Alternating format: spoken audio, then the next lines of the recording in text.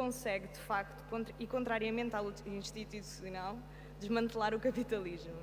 E façamos-lo consistentemente, não apenas quando há comunicação social presente e sem precisar de reclamar as vitórias como nossas, porque, tal como disse a Sandra Cunha, não vamos ficar à espera da mudança da opinião pública para ela trazer a mudança social.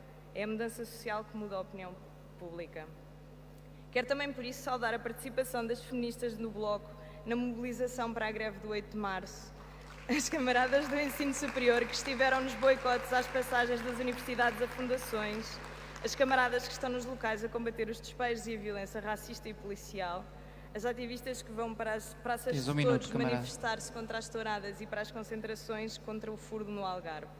Estão a abrir caminho para a mobilização maior e com mais força que o Bloco quer, em teoria. Falta torná-la uma prática que sirva de base para toda a nossa ação política. Vamos a isto.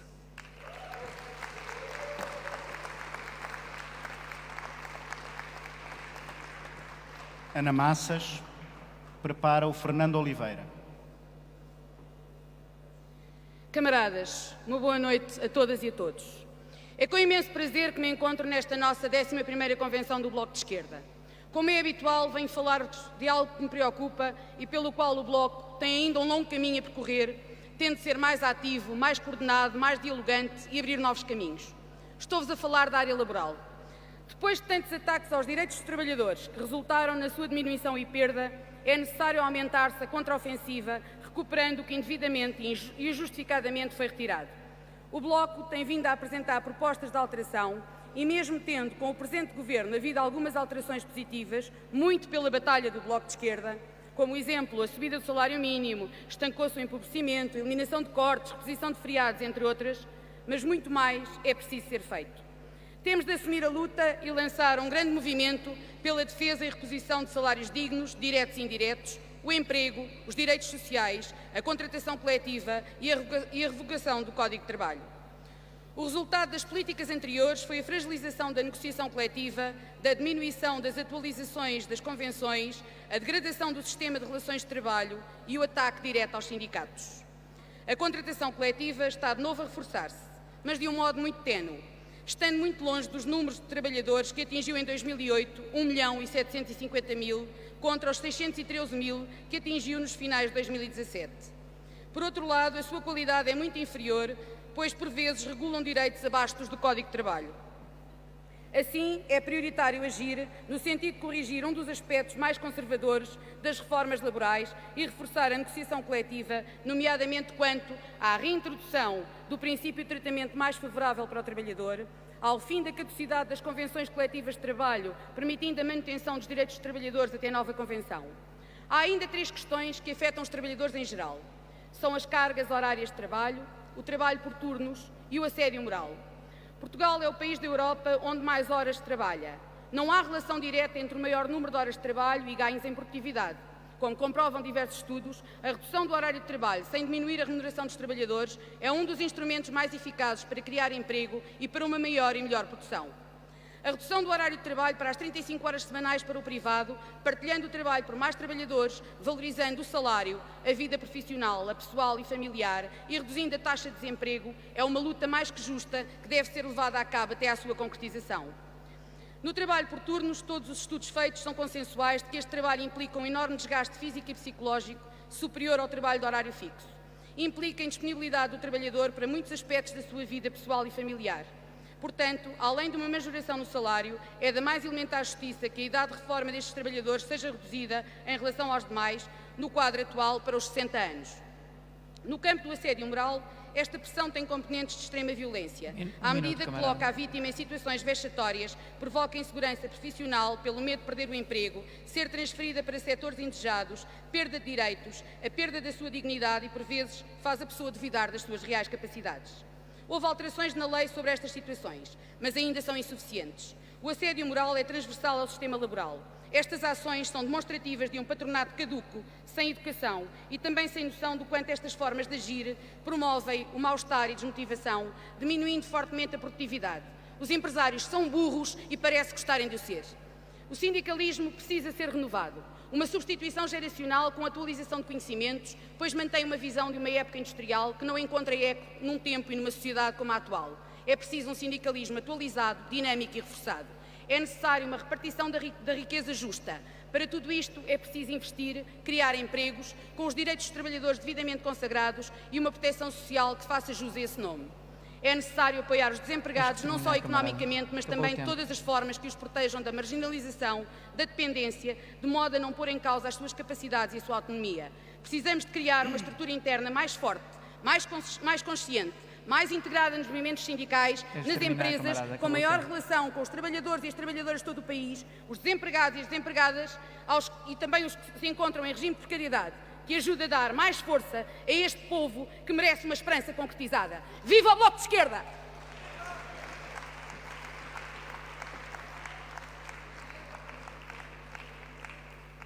Fernando Oliveira prepara João Mineiro.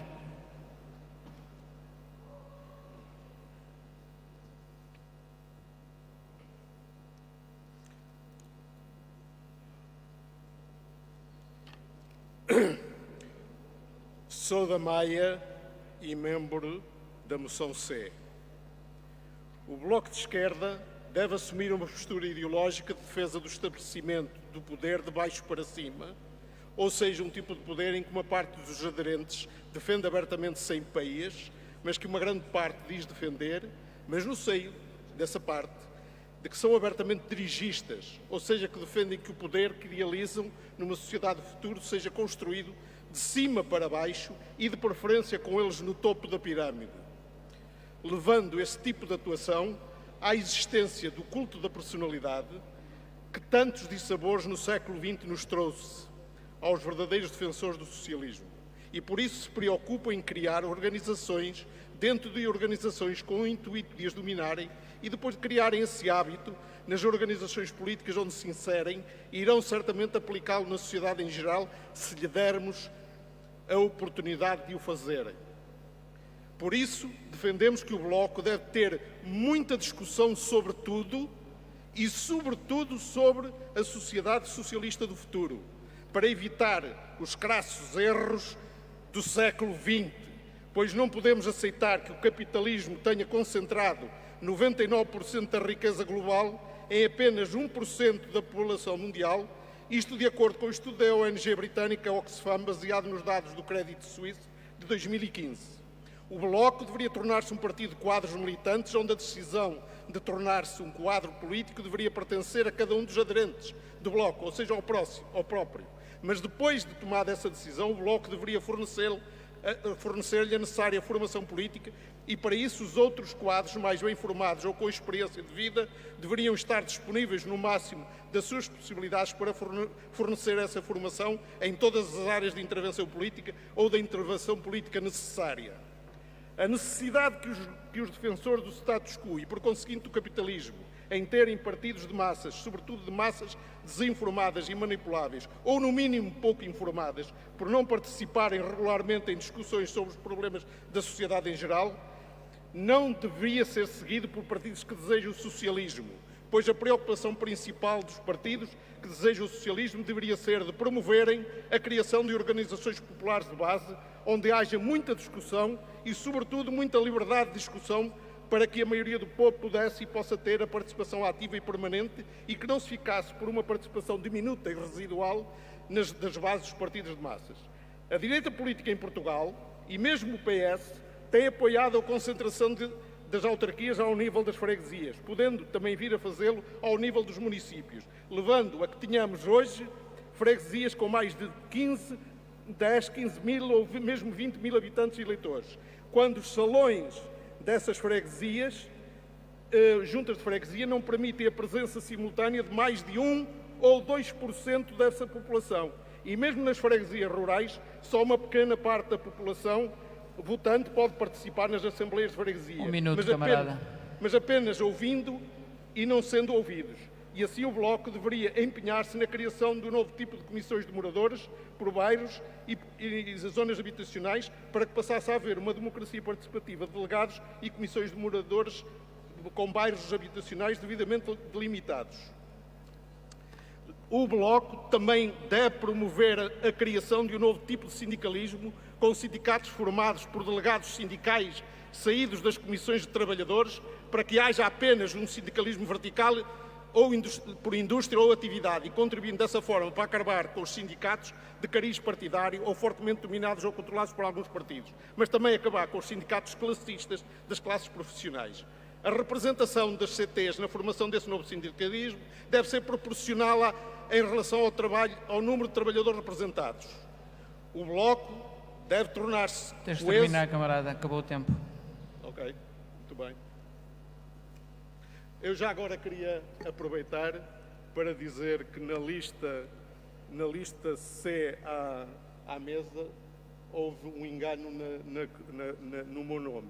O número 19 da lista C à mesa nacional não é Fernando de Vasconcelos, mas sim Fernando Oliveira, e à frente, administrativo da Marinha Mercante, e não está lá enganado. Eu, de qualquer maneira, queria dizer que camarada, nós faremos não tenho a nada correção contra na lista. Vasconcelos, exceto Mas tens de Miguel concluir, Vasconcelos. vá lá. Ok, já. João Mineiro prepara o Adriano Campos. Boa noite, camaradas. Esta convenção acontece num momento histórico muito difícil para a esquerda a nível mundial. Quis a circunstância histórica que nos 200 anos do nascimento de Marx, nos 100 anos da Revolução de Outubro, nos 50 anos do Maio de 68, a esquerda a nível mundial esteja a resistir a uma ofensiva da extrema-direita que não só ganha governos, como está a colonizar o próprio pensamento e a políticas das direitas tradicionais, tal como o fez nos anos 30. E aqui, nesta convenção, está uma esquerda que tem memória, porque para nós a história não é uma natureza morta, ela está presente e reflete-se nos projetos de sociedade que nos animam. Aqui está a esquerda, para quem a Revolução de Outubro e as suas conquistas não se confundem com a degenerescência burocrática e autoritária do que se lhe seguiu. Aqui está uma esquerda que não confunde as lutas emancipatórias, laborais, estudantis, feministas, anticoloniais do Maio de 68 com a forma como o sistema apropriou essas lutas e como os comunistas atraíram. Aqui está uma esquerda para quem o 25 de Abril não é um património de museu e que sabe que só há democracia porque houve revolução e não apesar dela, que não esquece as bombas que mataram os nossos, os mesmos pseudo-democratas que hoje homenageiam o Cónigo no Parlamento. Porquê lembrar, camaradas, porquê lembrar tudo isto? Porque nos momentos de derrota são os momentos em que é mais importante saber de onde vimos, saber que a nossa luta é longa, são lutas difíceis de avanços e de retrocessos e que neste tempo de defesa também não podemos não podemos colocar o socialismo na gaveta, como fez a social-democracia, embriagada pelo neoliberalismo que produziu os fascismos de hoje. O que deve então fazer a esquerda alternativa, a esquerda anticapitalista, o campo socialista? Deve, em primeiro lugar, abrir aquilo que hoje o sistema fecha. A relação de alienação de quem trabalha em relação ao processo e produto da produção é exatamente a mesma que aliena a representação e o voto. Isto é, que remete a maioria, as classes populares, para uma condição de espectadora, figurante ou consumidora do sistema político. A política, enquanto prática social especializada, ultra-regulada e centrada em profissionais, a política do espetáculo, do simulacro e do holograma deve ser a política que nós combatemos, deve ser a política em torno da qual nós queremos construir uma alternativa, disputando, por um lado, a própria noção de política, entendendo-a como toda a arte e organização dos recursos da sociedade e da vida, e disputando a própria ideia de democracia enquanto arte de transformações das relações desiguais de poder. Se nós, camaradas, acabamos a pensar a política como pensa quem exerce o poder, mais cedo ou mais tarde acabamos a fazer a política que faz quem está no poder. Por isso, neste tempo, precisamos de regressar às bases. Nas bases tudo se ganha e tudo se perde. Não há programa mais brilhante que tenha capacidade de ser concretizado sem tensão e sem conflito social, sem repolitizar a vida. Um minuto, camarada. Para responder à política da crise, temos de responder à crise da política e, por isso, combinar radicalidade, desafiando o sistema, com reformas que traduzam em vitórias as lutas concretas e sempre com revolução, porque é a revolução que não deixa que a radicalidade se transforme em autocontentamento e que não deixa que as reformas esgotem toda a política possível. Socialismo ou barbárie, advertia Rosa Luxemburgo, e nunca a dicotomia foi tão clara. O socialismo tem que ser a utopia que nos move. Somos as filhas e as netas das bruxas que eles queimaram e dos antifascistas que torturaram. Perante os novos fascismos que percorrem o mundo, não podemos baixar a guarda, desistir de assaltar os céus. Nunca, camaradas, viva o socialismo.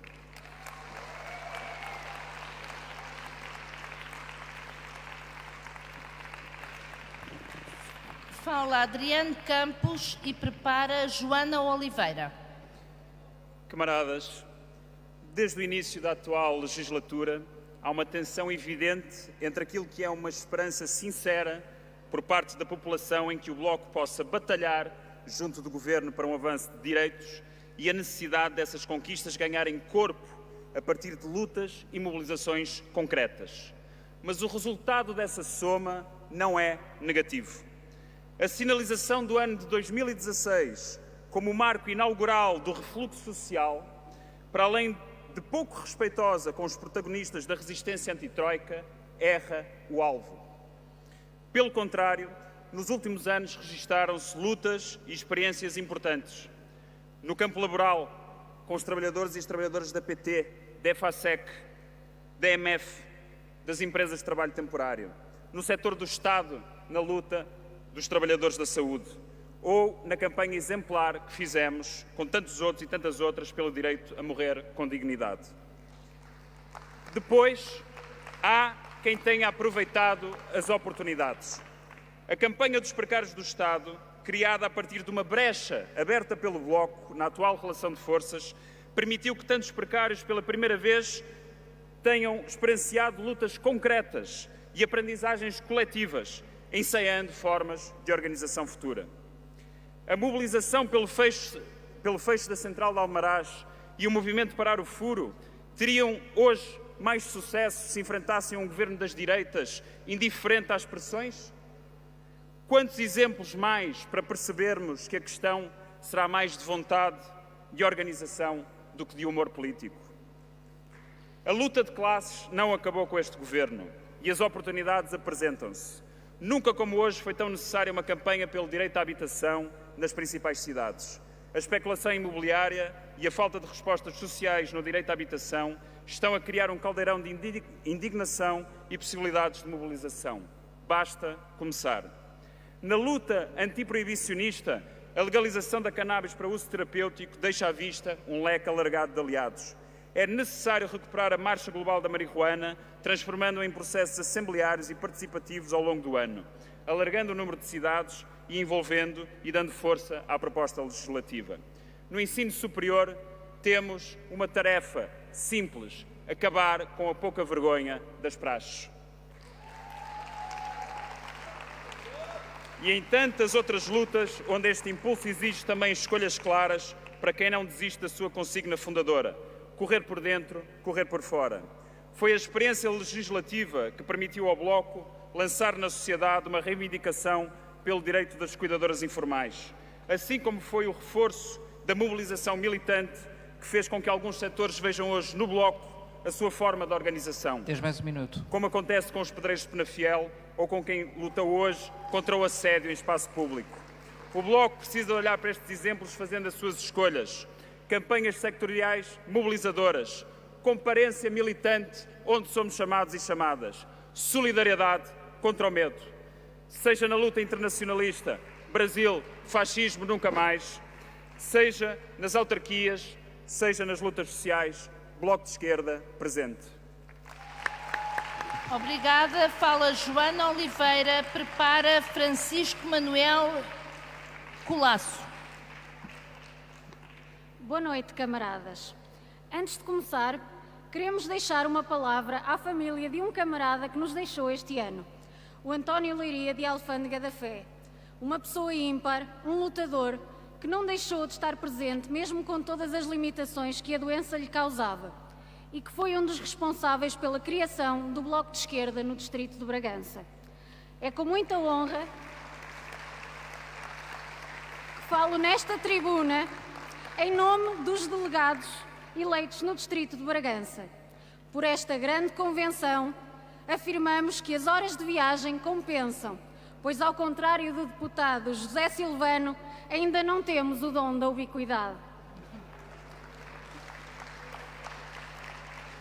No que concerne ao nosso distrito, cada vez mais despovoado, evidenciamos a perda dos serviços públicos, como é o caso recente do CTT, a perda de valências dos hospitais, dos tribunais, o encerramento de urgências durante o período noturno, que vem agravar ainda mais os problemas da interioridade. Estas questões têm contado com a oposição firme do Bloco de Esquerda, unindo as populações em torno do bem comum. A força do Bloco faz a diferença no distrito de Bragança.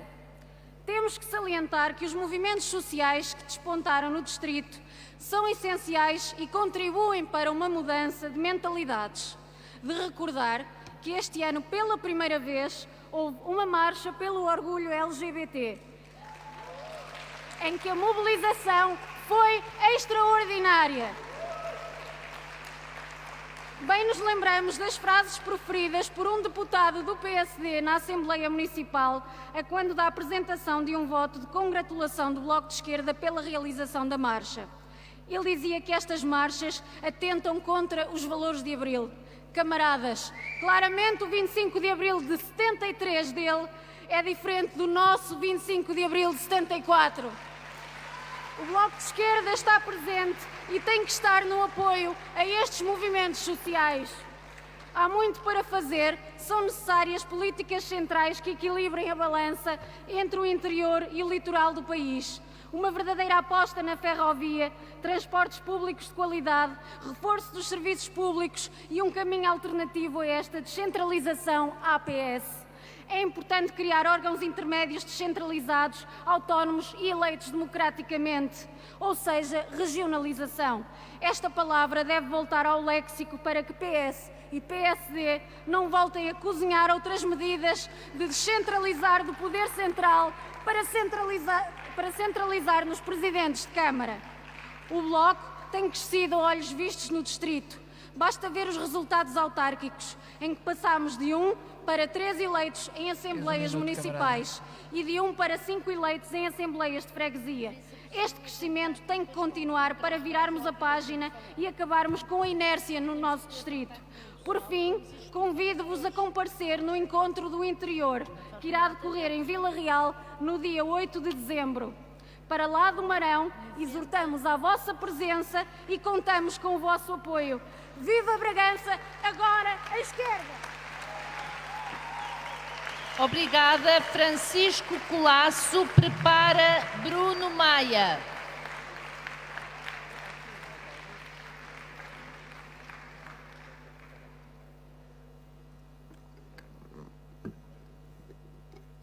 Boa noite a todas e a todos. Eu hoje venho-vos aqui falar, como alguém disse, de uma coisa que nos anda a atormentar. Correm tempos adversos para a democracia e para os direitos humanos, pela Europa e por algumas zonas do planeta. Ontem mesmo, a Noite de Cristais, ou a Kristallnacht, que ocorreu há 80 anos, um aniversário redondo e fatídico que se assinala a 9 de novembro. Nessa data, em 1938, as tropas de choque do regime nazi atacaram as sinagogas e lojas de comerciantes judeus. Deitaram-lhes fogo, destruíram bens e espancaram pessoas. Pois bem, ontem essa data foi comemorada e a sua manifestação autorizada pelo Tribunal Administrativo de Berlim. Como escreveu Henry Canary, intelectual brasileiro, o marxismo afirma que o homem não faz a história como quer, mas sim segundo as condições que encontra. Ao mesmo tempo, não nega em nenhum momento a subjetividade, a vontade e a inteligência como fatores muitas vezes decisivos na história. As ideias, quando absorvidas pelas massas em movimento, transformam-se em força material e, portanto, podem mudar os rumos da história. Assim, Marx e Engels formularam o pilar da sua concepção materialista da história na ideologia alemã. Traduzindo para uma linguagem menos filosófica, diríamos, a política importa. Desde esse ponto de vista, os eventos que tiveram lugar na Alemanha, a partir dos finais dos anos 20 do século passado, ganham nova perspectiva, sobretudo agora, quando a extrema-direita levanta novamente a cabeça em diversas partes do mundo. É preciso lembrar que o nazismo não era a única força política na Alemanha de então, nem sequer a maior. Ao lado do partido nazi, o partido de Hitler, havia duas outras poderosas forças, os sociais-democratas e os comunistas, que juntos abarcavam a imensa maioria da classe operária alemã. Esta, por sua vez, mesmo após 3 levantamentos derrotados, 19, 21 e 23, continuava sendo a principal força social e política do país. Uma política justa por parte da direção do proletariado teria barrado o caminho de Hitler ao poder e transformado a crise terminal da República de Weimar numa terceira revolução alemã, ou pelo menos teriam impedido a ascensão do nazismo. Poderia não quer dizer que certamente seria, mas é preciso saber que esteve colocada essa possibilidade. A vitória do nazismo nunca foi uma inevitabilidade.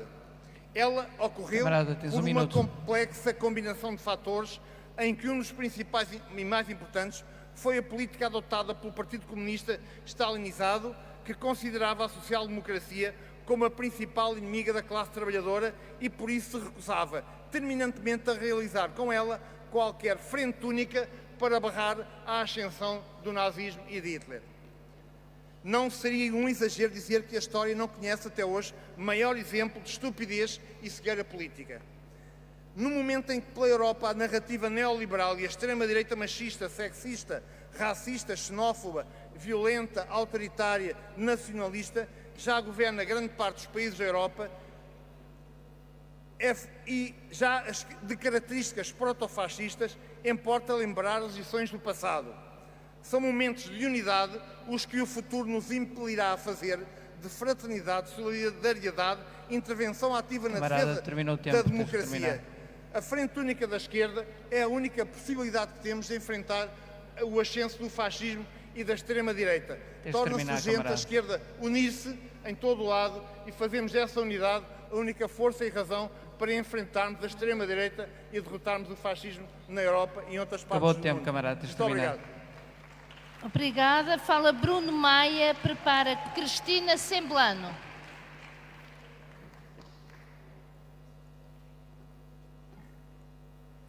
Quem passa ali junto ao Tejo vê nascer um novo mamarracho que quebra a linha do horizonte do nosso rio nesta cidade. Não, não é para a habitação. É mais um hospital privado que vai nascer em Lisboa. Só no próximo ano, em 2019, vão abrir mais 2 hospitais privados nesta cidade. E dos outros já têm capacidade instalada, muitos deles vão duplicar essa mesma capacidade. Vão duplicar o número de camas de internamento, vão duplicar o número de salas de bloco operatório. Sabem o que é que não duplica? A população em Lisboa não está a duplicar. E, sobretudo, não está a duplicar o rendimento das famílias para 2019. Isso não está a duplicar. De onde é que vem tanta capacidade para investir do setor privado? Nós sabemos, nós já conhecemos a receita. Ela é antiga e, aliás, é fácil de perceber. Subfinancia-se o SNS anos a fio. Desestruturam-se as suas carreiras dos seus profissionais. E deixa-se caducar todo o equipamento que ele tem. Com isso, o SNS fica necessitado. E o Estado tem de criar novas convenções, novos acordos, cheques, cirurgia para os doentes, os utentes do SNS irem ao privado. Pago com os nossos impostos. E esse dinheiro é investido pelo próprio privado para se enriquecer e para ficar cada vez com mais capacidade. E vai roubar os médicos e os restantes profissionais ao Serviço Nacional de Saúde. E cresce em capacidade e enfraquece o SNS, que, por sua vez, tem de aumentar essas convenções e esses acordos, esses cheques de cirurgias. Nós já conhecemos esta ladainha. E nós a isto, ao contrário daquilo que diz na Lei de Bases da Saúde atualmente em vigor, isto não é concorrência entre o público e o privado. A isto chama-se parasitismo. E isto é uma forma encapotada de privatizar o melhor que hoje há no Serviço Nacional de Saúde. Mário Centeno pode-se orgulhar de não ter cativações no SNS, mas o que ele se esquece de dizer é que o SNS está hoje cativo dos interesses do privado. 40% do nosso orçamento vão parar aos bolsos dos prestadores privados. 40%, quase metade dos 8 mil milhões de euros que nós gastamos com o Serviço Nacional de Saúde. Portanto, caro Ministro das Finanças e restante Governo, não chega a tirar este ano 1.000 milhões de euros para o Orçamento da Saúde. É preciso saber o que é que fazemos com esses 1.000 milhões de euros. E nós sabemos e temos a resposta. E não a cansamos de repetir. Investimento, investimento, investimento, investimento. Para que estes 1.000 milhões de euros não vão parar aos bolsos dos prestadores privados que vivem e parasitam o nosso Serviço Nacional de Saúde e vivem às nossas custas. Há quem queira muito saber qual é a nossa percentagem para fazer um governo de esquerda. Nós dizemos 100%. 100% de António Arnaud e 100% de João Semedo. 100% comprometidos com uma nova lei de bases da saúde que seja capaz de reverter a degradação do Serviço Nacional de Saúde que nós vivemos hoje em dia. Olhem para o nosso passado.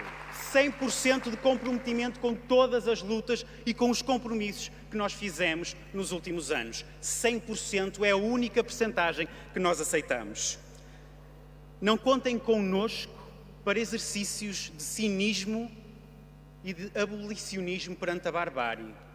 Nós, aqui dentro, não nos abstemos de nada. Aqui dentro só cabe luta, aqui dentro só cabe rigor e responsabilidade. Tens que terminar, camarada, acabou o tempo. Da Lei de Bases da Saúde, acreditem em nós. Este osso nós não largamos. E nós sabemos que um governo de esquerda nasce na rua e vive para a rua, ou nunca será de esquerda. Obrigado. Obrigada, Bruno. Fala Cristina Semblano e prepara Maria Luísa Cabral. Queridas e queridos camaradas, não imaginam a alegria que é para os portugueses e as portuguesas de fora, de que faço parte, poder sentir ao vivo a vossa alegria e o vosso entusiasmo, o vosso orgulho pelos mínimos conseguidos e a vossa determinação para alcançar os máximos. Eis o que nos conforta e o que nos dá segurança e alento. Saber que podemos contar em Portugal com uma força política, o Bloco de Esquerda, que não capitula, não abdica, não desiste, defende intransigentemente o país e o povo português. Esse povo é bem mais vasto do que aquele que contém as fronteiras nacionais. Dele fazem parte integrante todos aqueles e todas aquelas que ao longo dos anos foram obrigados a deixar o país em busca de melhores condições de vida e de trabalho. Esse povo é o povo de dentro e o povo de fora. Ora, também para os portugueses de fora, o trabalho desenvolvido pelo Bloco de Esquerda desde a última convenção foi importante e eu vou citar 2 exemplos. O primeiro, a força de proposta que foi o Bloco de Esquerda, o papel ativo que desempenhou na alteração de uma lei eleitoral iníqua para os imigrantes. Hoje, os obstáculos ao recenseamento eleitoral foram praticamente removidos, colocando os portugueses de fora numa situação de quase igualdade com os portugueses de dentro. Amanhã, nas próximas eleições legislativas, os portugueses de fora vão poder votar pela primeira vez gratuitamente e isso se deve ao empenho e à vontade do Bloco de Esquerda.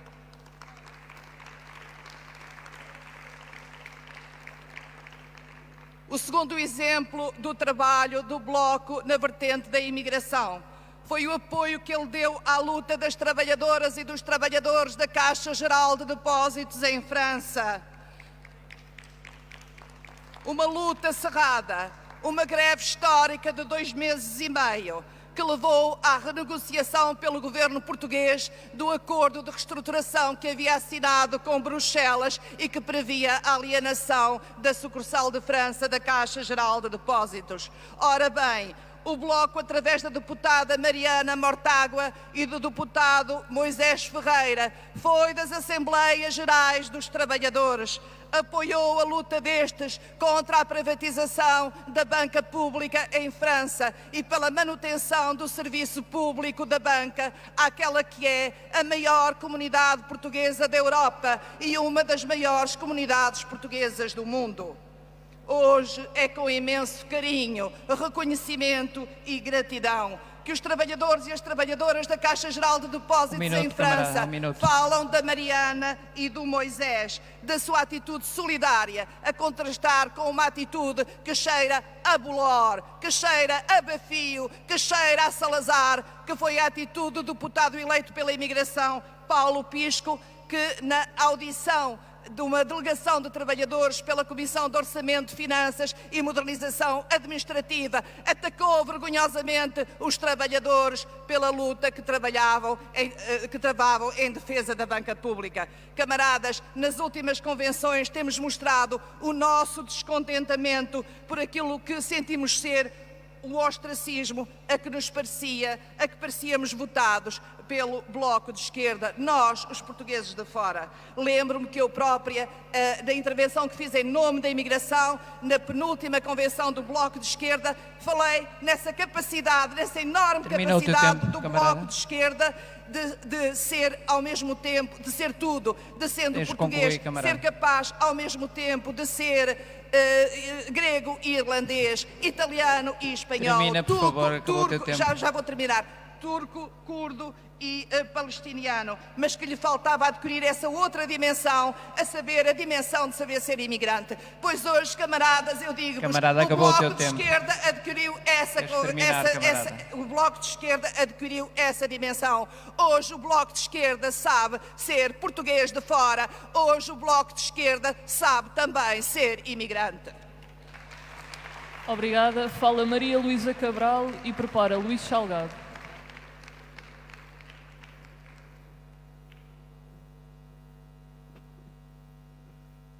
Boa noite, camaradas. Embora muitos já tenham saído, eu gostava de deixar uma saudação especial para os delegados e para os convidados séniores. Para esta convenção, há várias contribuições a defender a igualdade como elemento fundamental para a intervenção do Bloco, mas uma contribuição há que explica com clareza, e cito, como a igualdade é a essência da política. Como a igualdade divide os campos, como a defesa da igualdade pode ser aglutinadora e como a defesa da igualdade divide a esquerda da direita. A defesa da igualdade torna-se assim central na intervenção do Bloco. Como ativista da luta dos séniores por melhores condições de vida, por uma vida plena de dignidade, sinto aquela afirmação ao mesmo tempo como uma denúncia e um mote para a intervenção política e cívica dos bloquistas, em particular dos séniores. A contribuição que subscrevo em coautoria é envelhecer com direitos para todos e todas, sendo um grito de alerta para o que temos de fazer ou continuar a fazer, é sobretudo uma denúncia sobre o que ainda não foi feito, uma denúncia da situação miserável que abrange 1/4 da população portuguesa. Seja na base, nas várias estruturas organizativas do Bloco e no Parlamento, as intervenções em defesa dos direitos dos séniores têm vindo a ser cada vez mais articuladas e fundamentadas e devemos regozijar-nos com isso. Apesar da crescente atenção, os idosos continuam a ser muito esquecidos, marginalizados, até hostilizados no conjunto da sociedade. O nosso esforço, dentro do Bloco, para a sua completa inserção cívica nas vertentes social e económica, ainda é insuficiente. Quando lutamos para ir mais longe, afrontamos o Estado Social de cariz caritativo tão acarinhado pela direita, demarcamos-nos claramente das políticas de direita e estamos a fazer a diferença. Os direitos são iguais para todos e é no dia-a-dia que temos de o provar e impor. Daqui até outubro de 2019 é um saltinho, o tempo voa. A preparação do programa eleitoral do Bloco não tardará e, portanto, é determinante para os nossos objetivos que sejamos claros, ousados e realistas nas propostas que hão de ir a votos. Sugestões que, interpretando as necessidades das pessoas, corretas e abrangentes, determinarão a relação de forças, e é esta equação que vai estar sobre a mesa. Para cada área de intervenção, seja na habitação, na saúde, minuto, na camarada. mobilidade, na segurança social ou nas pensões, há que considerar propostas específicas e inclusivas para os idosos. Os idosos dispensam capítulos à parte, num programa político de esquerda, porque à parte já eles estiveram tempo demasiado. À parte sentem-se eles todos os dias. O que mais querem é ser tratados em pé de igualdade com todos os outros cidadãos. A única diferença entre os idosos e todos os outros é a vulnerabilidade dos idosos. A questão das pensões tem toda a probabilidade de voltar a ser central e, nesse caso, teremos de encará-la em duas frentes. Por um lado, continuar a resolver a situação daqueles que hoje estão reformados, na linha que tem vindo a ser prosseguida pelo Bloco, e, por outro, equacionar propostas que visem um sistema de reformas para o futuro.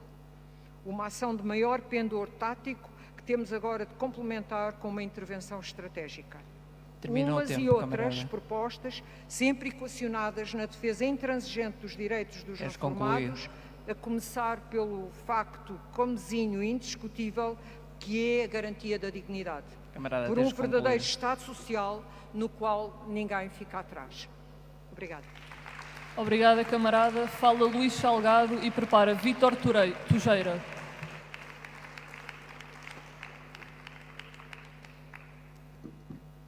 Boa noite, camaradas. Nos últimos 4 anos, o Bloco de Esquerda cresceu. Fê-lo estruturalmente, passo a passo, de forma sustentada, intervindo cada vez mais na definição das políticas do país, mostrando caminhos alternativos de futuro e de sucesso. O Bloco de Esquerda provou ser parte da solução. Foi com o Bloco de Esquerda que se redefiniu a política nacional e que se demonstrou que é possível trilhar um caminho de crescimento responsável, melhorar a qualidade de vida dos portugueses, mas defendendo a Constituição. É certo que muito ainda há por fazer.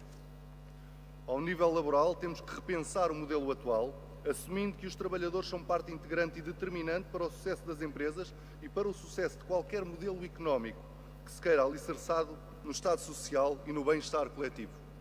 O trabalho, mais do que mero sustento, deve ser um meio de realização pessoal e de valorização social. Devemos, por isso, reforçar a ação do Bloco na área laboral, trabalhando para a revisão do Código de Trabalho, reforçando a contratação coletiva, limitando a utilização da prestação de serviços em áreas de necessidades efetivas das empresas, evitando o recurso ao outsourcing e às prestações de serviços, que são formas modernas de precarização do trabalho e de fragilização dos trabalhadores. É essencial a definição legal de absentismo, o reforço dos direitos de parentalidade e maternidade e garantir que a utilização dos turnos é devidamente regulamentada. O reforço de poderes e de meios da ACT é mais do que uma necessidade, uma obrigação. Com isso, acabaremos com a impunidade de quem insiste em não cumprir as regras e daremos um sinal claro de que não serão tolerados abusos. O progresso nacional depende do progresso pessoal e das condições que consigamos dar aos nossos cidadãos para que atinjam todo o seu potencial. O trabalho não pode ser uma pena a ser cumprida por muitos em benefícios de poucos. Só assim defenderemos o Estado Social e a democracia. O pilar da democracia é o Estado Social e temos visto que onde se corta no Estado Social crescem os movimentos neofascistas. Esse não é o caminho, esse não pode ser o caminho. O caminho passa pelo restabelecimento dos motores da economia, pela assunção do Estado, pelo Estado, dos setores vitais que constituem monopólios naturais, como a água, a energia, as telecomunicações, e pelo reforço do setor financeiro do Estado como alavanca de desenvolvimento, permitindo o investimento em áreas produtivas por substituição das áreas especulativas. Aqui, a Caixa Geral de Depósitos deve ser um instrumento público preferencial para dar força à economia. Mais do que procurar o lucro imediato, com empréstimos ao luxo e com cortes nos direitos dos trabalhadores, deve a Caixa privilegiar o apoio às pequenas e médias empresas, fomentando as áreas de produção e ajudando as famílias quando o mercado financeiro se tornar demasiado caro. O efeito multiplicador que a CGD tem na economia ultrapassa largamente a necessidade de lucros imediatos, sendo fulcral para o desenvolvimento de médio e longo prazo do país. Tens um minuto, camarada. Sem uma Caixa forte, ficaremos todos privados da última ferramenta que garante a nossa independência dos mercados e do BCE. E em termos de direitos laborais, a Caixa tem que ser o exemplo que todas as outras empresas devem seguir. Assumamos pela via fiscal um desígnio de desenvolvimento de produção, penalizando todos os que, para enriquecer, nos empobrecem. Não queremos um país com muitos milionários, mas com milhares de pobres. Queremos um país com milhões de pessoas a viver bem. O Bloco de Esquerda prova todos os dias que é parte da solução, seguindo o seu caminho para dar novo rumo para Portugal. Muito obrigado. Fala Vítor Tujeira, prepara Augusto Taveira. Boa noite, camaradas. Como eleito pelo Bloco de Esquerda no Conselho de Leiria, este é um assunto que me é caro. E é o seguinte: eleitos mais informados para um bloco mais interventivo nas assembleias autárquicas. Representação autárquica no Bloco de Esquerda progrediu consideravelmente nas últimas eleições autárquicas, com representação em locais onde a sua organização só agora se iniciou. Como tal, e sem o contributo de experiências anteriores e sem uma rede de suporte local em termos de assessorias, carece das mesmas de intervir com eficácia e sustentabilidade nos órgãos autárquicos, onde tem representantes eleitos para corresponder às legítimas expectativas que os elegeram. Ser autarca do Bloco obriga-nos a elaborar propostas consistentes e transformadoras da vida local, obrigando-nos também a suportar essas propostas em rigor técnico com uma sustentabilidade comunicativa capaz de se impor e vincular a elementos de restantes bancadas, dando e estando em maioria, tornando-se necessário granjear consenso. No entanto, a falta de experiência e o ainda não conhecimento das estruturas de funcionamento dos órgãos autárquicos, nomeadamente dos órgãos deliberativos, bem como a ausência, por este último motivo, de redes de informação interna pré-debate, leva-nos muitas vezes às intervenções que não têm o impacto esperado, sendo quando tem muitas vezes não conseguido dar os termos de comunicação, feedbacks necessários para que possam ser visíveis e replicadas. O guia prático para o autarca do Bloco de Esquerda de 2018 é um documento importante na vertente política, mas praticamente omisso respeitante ao funcionamento dos órgãos autárquicos. No cumprimento da Lei 75 de 2013, de 12 de setembro, verifica-se muitas vezes, e por desconhecimento dos temas e dos próprios temas local, os eleitos do Bloco de Esquerda não conseguem impor a representação de propostas, recomendações e nas respectivas assembleias, sendo relevante a insuficiência de informação nos termos de legislação. Muitas vezes, também os próprios regimentos não estão em conformidade com a lei e, não havendo experiência anterior na governação local, acaba por se tornar difícil lidar com os mesmos e até mesmo as eventuais inconformalidades. Às vezes, uma vez que os programas das moções apresentadas na 11ª Convenção não deram o devido relevo necessário à formação de quadros autárquicos para cumprir adequadamente as suas finalidades. O Grupo de Apoio Autárquico deve, o mais rapidamente possível, fazer um conjunto de ações de formação em cada distrito, abrangendo o seguinte tema: formação sobre a legislação em vigor, relativamente ao funcionamento dos órgãos autárquicos, tanto os órgãos Tens um minuto, camarada. como, em particular, os órgãos deliberativos. Posteriormente, as alterações. Promover de forma efetiva a articulação e intervenção nos órgãos autárquicos, através da criação de grupos autárquicos e interautárquicos para a elaboração de moções, recomendações e propostas a apresentar pelos eleitos do Bloco de Esquerda nos órgãos deliberativos das autárquicas, uma vez que existem temas de interesse local comuns a várias autarquias, que possam ser replicadas noutras. Promover de forma efetiva a articulação e intervenção de representantes do Bloco de Esquerda nas Assembleias Municipais e de Freguesia, respectivamente, de forma que exista mais impacto mediático. Disponibilização de moções, recomendações e propostas e outros documentos apresentados pelos eleitos nas autarquias numa base de dados para consulta a nível nacional e que possa permitir uma consulta e replicação.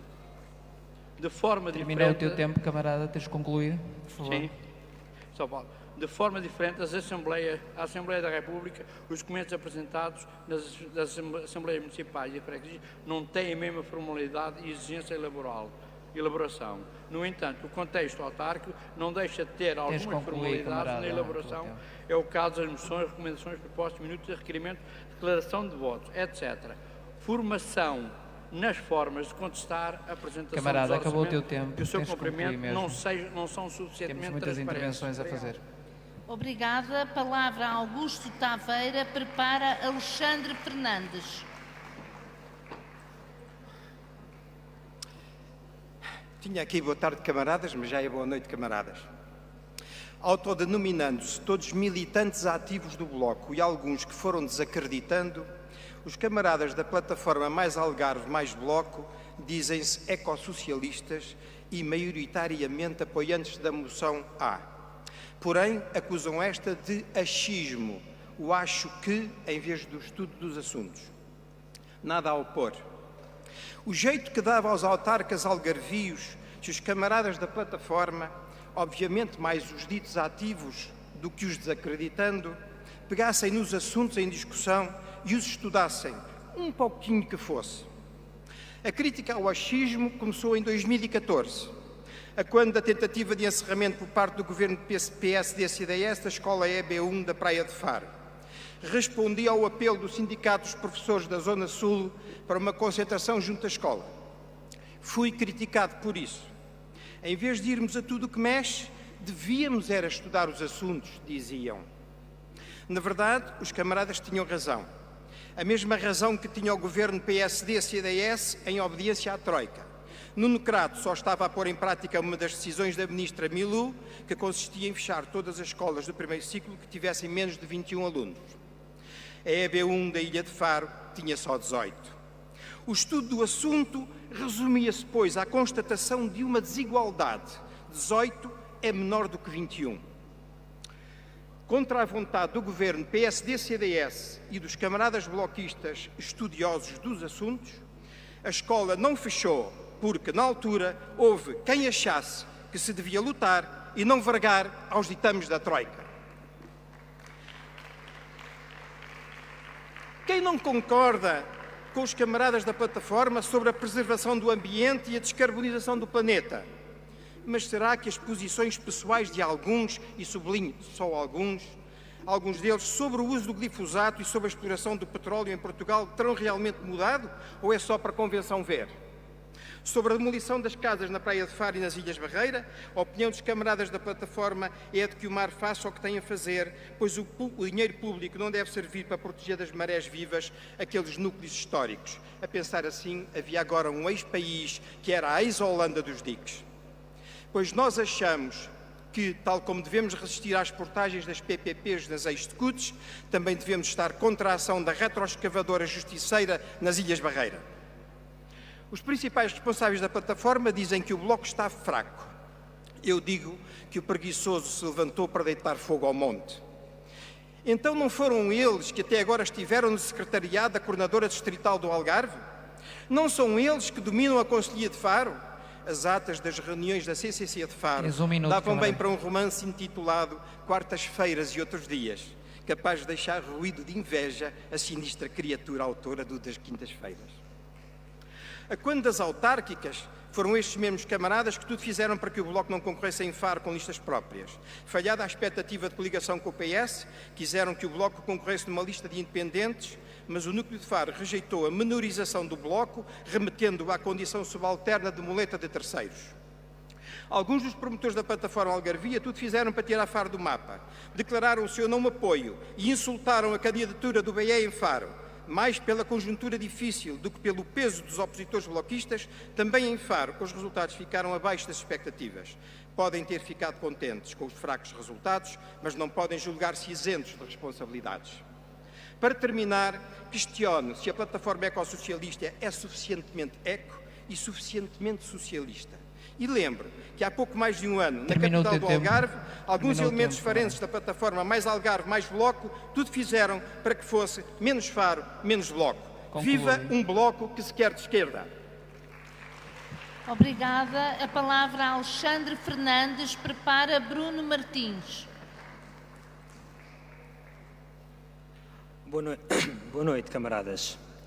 Num tempo de responsabilidade política, acrescida decorrente da influência histórica por parte do Bloco na ação governativa das discussões internas permanentes em matérias orçamentais e financeiras, não podemos descurar nem desvalorizar a gênese do Bloco, bem como os valores sociais que nos definem.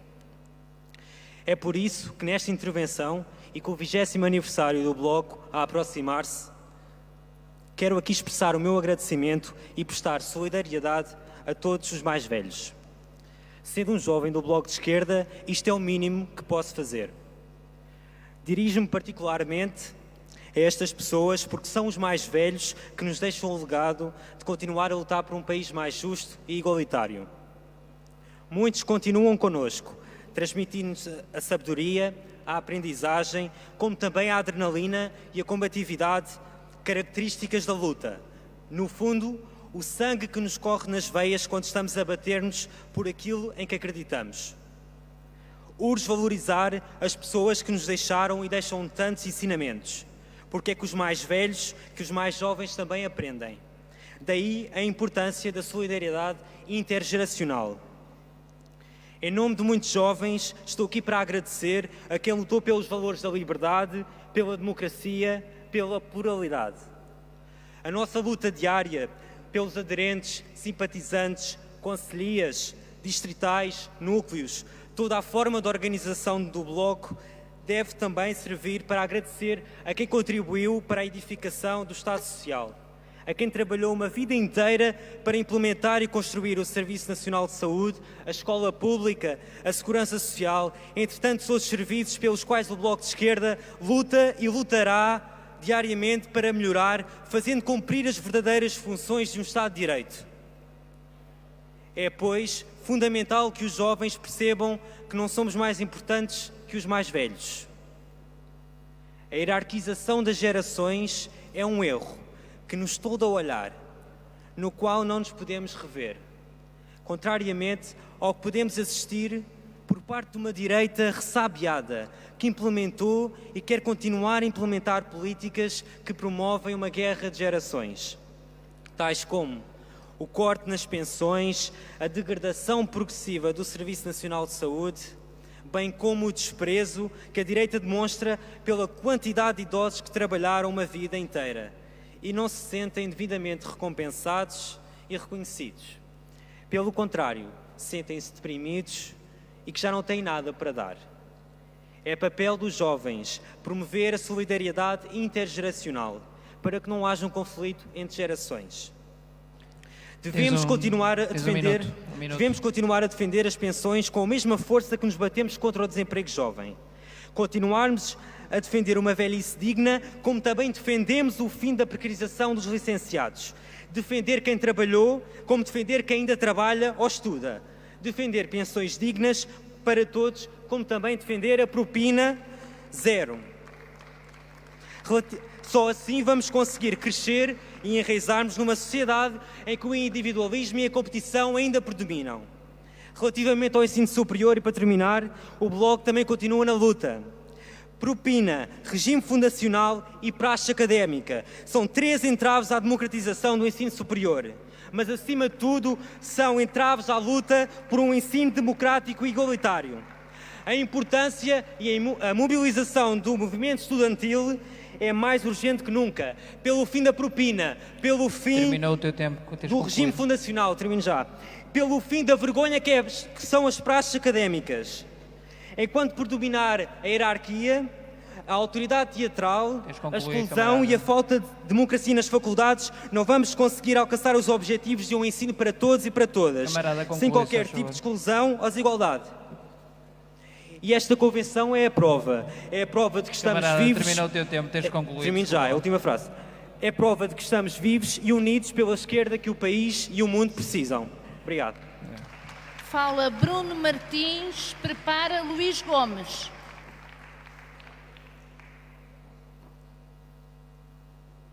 Caras e caros camaradas resistentes, caras cadeiras, não é novidade para ninguém que Portugal é um país dirigido a várias velocidades.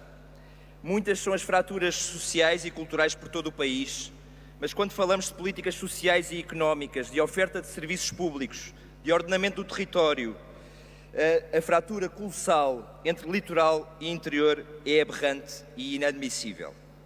Não pode um país que se quer digno assistir serenamente ao contraste evidente entre, por um lado, 2 áreas metropolitanas onde a densidade económica tende a aumentar, assim como a oferta de serviços, e, por outro lado, mais de 60% do território já considerado como de baixa densidade.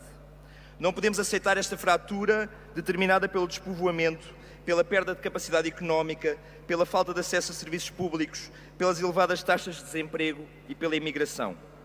As políticas públicas que provocam esta autêntica degradação têm de ser travadas e já. O drama dos incêndios é só mais uma das consequências da falta destas políticas. E perante este drama, as populações não exigem caridade, mas solidariedade e políticas públicas. Não podemos desistir de, ao nível da floresta e agricultura, apostar em unidades de gestão da floresta geridas pelos próprios agricultores. Lutar por efetivos planos regionais de ordenamento da floresta plasmados nos PDM. Lutar por uma reforma da floresta feita com a promoção de espécies autóctones e com a participação da população. Estimular mercados tradicionais e agricultura sustentável, tendo em conta as alterações climáticas. Mas o interior não é só floresta e agricultura. É também não ter medo de debater a regionalização e de a defender como a única via para permitir um país inteiro, equitativo e democrático. Um país com uma democracia mais próxima das populações e em que a autodeterminação da população não seja um chavão, mas uma prática. Defender o interior é evitar a dilapidação dos recursos naturais, criando antes focos de desenvolvimento regional em articulação com as universidades e politécnicos do interior. Defender o interior é defender o ensino superior público como modelos de financiamento independentes da política dos números clausos. É manter os cursos de graduação e pós-graduação estratégicos para o seu desenvolvimento. É defender os seus centros de investigação e laboratórios colaborativos, procurando criar emprego altamente qualificado. Defender o interior é apostar no investimento público no património cultural. É manter os equipamentos culturais criados e apostar nos centros interpretativos, nas rotas temáticas, nos museus, os locais arqueológicos, etc. Defender o interior é apostar na rede ferroviária e inverter a ridícula estatística que nos mostra que somos o único país da Europa com maior extensão de autoestradas do que via ferroviária. Defender o interior é apostar na escola pública e em serviços de saúde decentes e dignos no interior. Tens um minuto, camarada. Valorizar o associativismo e a autodeterminação. Valorizar os recursos endógenos e assim o emprego. Alavancar o investimento público, nomeadamente a rede de serviços públicos. Promover uma agricultura e florestas mais resilientes. Apostar no interior. As respostas estão aqui. É tempo de um programa político socialista e solidário para todo o país. Travemos as várias velocidades e caminhemos juntos pela esquerda. Obrigada. A palavra a Luís Gomes. Prepara Ezequiel Ferreira. Saudações às delegadas e delegados, militantes e convidados, ainda presentes nesta 11ª Convenção do Bloco de Esquerda. Esta 11ª Convenção assinala o fim de um ciclo que gostaria de registar brevemente.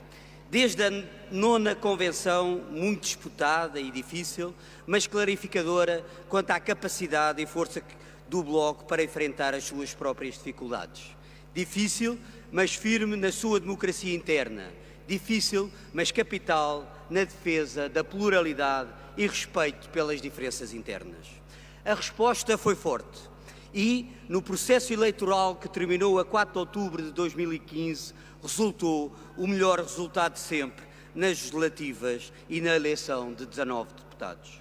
Passado estes 4 anos, afirmámos o Bloco de Esquerda como força imprescindível na democracia portuguesa. Respondemos com uma coordenadora nacional afirmada e reconhecida na defesa intransigente de uma alternativa de esquerda. Respondemos às acusações de deriva sectária e de dificuldade no diálogo à esquerda, com desafios ao Partido Socialista e à esquerda para uma solução para derrotar a política de direita troicana, de austeridade e de empobrecimento do povo português. Foi um percurso difícil, mas valeu a pena. Surgiram dúvidas, naturalmente, mas, chegados aqui, podemos nos orgulhar que fomos decisivos no virar da página da austeridade. Nunca mais nos poderão falar num tal voto útil que só funcionava para os partidos do Bloco Central. Chegámos ao fim de um ciclo legislativo em que ousámos influenciar as decisões governativas, coloca-se naturalmente o problema da solução governativa futura. Certamente que muitas opiniões existem sobre cenários futuros, se devemos correr mais por dentro ou mais por fora. Considero que é o tempo de afirmar a nossa política, o nosso programa e a nossa alternativa governativa. Continuo a ter presente a frase da nossa fundação: não esperamos nada do PS, nem ficamos à espera do PCP. O Bloco precisa de ter mais força para poder ter mais capacidade de lutar por novas mudanças na sociedade, na economia, no Estado Social, nos direitos e na luta contra as injustiças. A proposta da moção A garante e acautela esse debate e as decisões que venham a ter de ser tomadas após as eleições legislativas. A realização de um debate que envolva todo o Bloco e um referendo interno é, no meu entender, muito importante e o garante de uma reflexão profunda e democrática na definição do futuro. O tempo é de afirmação do Bloco de Esquerda, de trabalho junto do nosso povo, criando camarada, mais um minuto. pontos de afirmação do projeto político e das nossas propostas, afirmação da nossa política. Para isso é fundamental mobilizar o partido. Permitam-me um olhar breve, nestes últimos 45 segundos, um olhar breve sobre a atividade autárquica. Faço parte de uma região e de um concelho que constituem a maior representação autárquica do Bloco de Esquerda, seja profissionalmente ou em termos absolutos. Mas não estamos satisfeitos com isso. Queremos aprofundar o trabalho próximo das populações, respondendo às suas necessidades, aos seus anseios, às suas legítimas ambições. Só este trabalho diário, junto à população pela qual fomos eleitos, permite crescer e afirmar o projeto do Bloco de Esquerda, também a nível local. Este trabalho é indispensável, fortalece-nos politicamente e reforça-nos organicamente. Esta convenção e a nova direção do Bloco têm de melhorar as condições para fortalecer a capacidade de trabalho dos autárquicos e das organizações concelhias e distritais. Viva o Bloco de Esquerda! Obrigada. A palavra a Ezequiel Ferreira. O camarada Ezequiel Ferreira não está na mesa, na sala da convenção? Bom, camaradas, chegamos à última intervenção desta noite. Eu vou anunciar os nomes dos camaradas, dos 6 primeiros camaradas que vão intervir amanhã. E peço a vossa atenção para que não existam quebras amanhã. Beatriz Farelo, Catarina Alves, Mariana Aiveca, Salomé Ventura, Ricardo Gouveia e Mariana Olho Azul. São as 6 primeiras intervenções. Relembro, camaradas, que retomamos os nossos trabalhos amanhã às 9h30 da manhã. Espera-nos uma intensa manhã de trabalho, com a conclusão do debate das moções, as votações, a recepção aos nossos convidados e a sessão de encerramento, que terá que ser o momento alto da nossa convenção. Relembro ainda que as urnas estão abertas hoje até às 22 horas. Quem não votou ainda pode fazê-lo. Resta-nos desejar a todos e a todas bom descanso e amanhã continuamos a nossa luta.